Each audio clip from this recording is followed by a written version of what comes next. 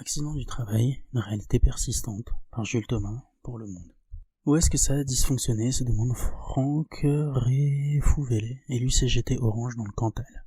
Le 15 octobre, un homme de 30 ans est mort électrocuté par une ligne à moyenne tension à Talisa dans le Cantal, alors qu'il travaillait sur une ligne téléphonique située juste en dessous. Ce chantier se distingue par une incroyable situation de sous-traitance en cascade.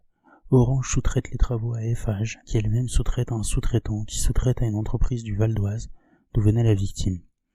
On peut donc se poser des questions sur les conditions d'intervention de ces personnes. Je ne suis pas certain qu'on se rende compte des conditions de travail chez les sous-traitants d'Orange, insiste l'élu, qui met en évidence un accident mortel similaire survenu en février dans les Alpes de Haute-Provence. 654 salariés du secteur privé sont décédés dans un accident du travail, survenu par le fait ou à l'occasion du travail, en 2021, pour moitié des suites d'un malaise, révèle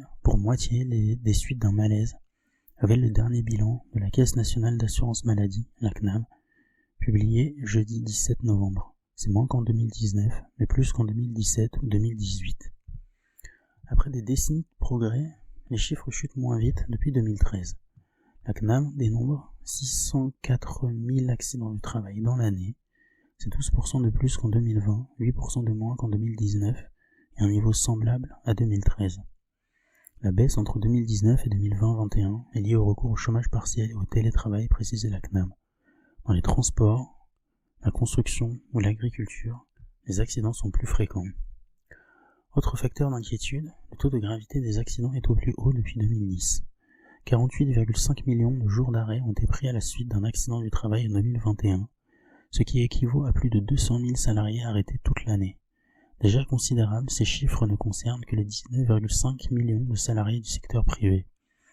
La gravité des accidents affecte davantage les salariés âgés que les jeunes, mais moins fréquemment, selon une analyse du ministère du Travail publiée en novembre. Les accidents graves et mortels touchent davantage les ouvriers, victimes de 1813 accidents graves et de 46 accidents mortels par milliard d'heures rémunérées en 2019, contre respectivement 259 et 10 pour les cadres. 10 accidents mortels pour les cadres. Bon.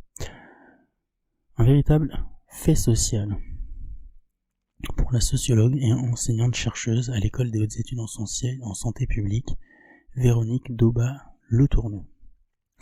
Le travail reste dangereux, explique-t-elle, et le risque de se blesser au travail est très inégalement réparti. C'est le reflet d'une organisation du travail où perdurent les risques, le travail s'intensifie. Les conditions de survenance sont souvent les mêmes. Travail en urgence, exigence de productivité, prise de risque, manque de communication. Il y a souvent des signes avant-coureurs. Quand on va dans le détail, on se rend compte qu'il était 23 heures, que c'était tôt le matin, qu'il y avait un contexte avec un effectif moins important ou la nécessité de se presser. Poursuit-elle. La précarité est un facteur aggravant. Les salariés en sous-traitance sont plus souvent confrontés à des accidents graves, et dans l'intérim, le risque d'accident du travail avec arrêt, 39,3% d'accidents de travail par million d'heures, est 2 fois plus élevé que la moyenne. C'est compliqué d'utiliser son droit de retrait quand on est apprenti en CDD ou en intérim. Chez les jeunes accidentés, beaucoup de situations relèvent de l'exploitation, explique Véronique Daubat-Le Tourneau. Connaissant bien les différents chantiers du Grand Paris, Ali Tolou, représentant CGT du groupe Vinci, met en avant le mélange délétère entre pression et précarisation du travail. Sur le Grand Paris, 75% des salariés sont dans un statut précaire. Co-traitants, sous-traitants, salariés détachés, intérimaires. Chaque entreprise n'a pas les mêmes règles de sécurité et en même temps, il faut rattraper les retards sur les chantiers. Il y a peu de repos, certains salariés font plusieurs heures de voiture par jour. Les femmes sont moins touchées par les accidents graves.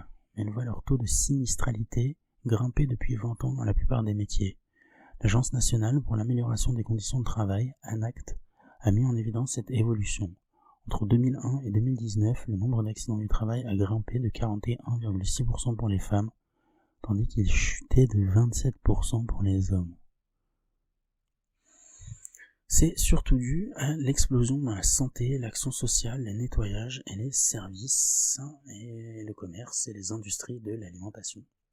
Les risques sont sous-évalués pour une vendeuse, une employée de centre d'appel ou du secteur banque-assurance, explique Florence Chappet, responsable de la mission égalité intégrée à l'ANACT, qui a réalisé cette étude.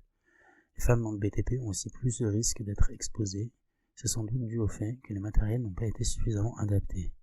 Un déficit de prévention ressort souvent. Au-delà des problèmes d'organisation du travail, les mises aux normes les plus efficaces sont réalisées après un accident et l'enquête de l'inspection du travail qui s'ensuit.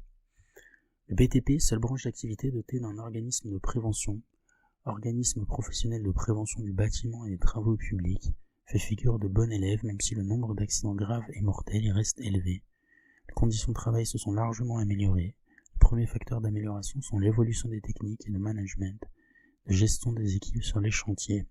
L'enjeu est de tout préparer en amont d'un chantier pour éviter de prendre des risques tout en luttant contre l'habitude, qui peut aussi générer des accidents par mégarde, note Paul Dupil, le secrétaire général de l'organisme professionnel de prévention du bâtiment.